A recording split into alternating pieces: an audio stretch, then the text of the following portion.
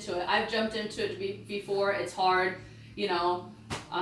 You got to cut back on a little spending or whatever it is, But it's really making these, as an adult now, making these, progressing your life. It's all about just doing it properly, not having to scramble all the time. Hairdressers and barbers are known for the scramble, and it doesn't have to be like that. It can be a little calculated, But yeah, in the end, it's like, who's suffering?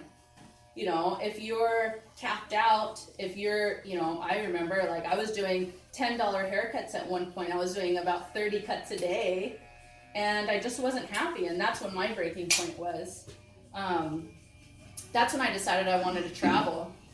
I was over it. I asked myself, what am I doing this for? Like, who am I? What do I want? And I've never been on a vacation. I told the last class this story actually, but I'd never been on a vacation in my life. I've been working like a dog since I was 16 years old, and I just wanted to travel. So I saw the power of social media. I had about 3,000 followers on Instagram, and I started reaching out to barbershops around the world, in the US and Canada, like everywhere.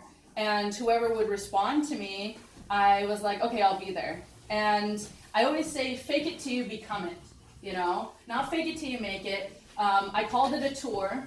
It was an actual tour, but nobody knew that I came back with negative $54 in my bank account, They just knew that I was there. And that was my form of free marketing for myself. I flew my ass everywhere in the world. One ended up being a good job opportunity in Montreal.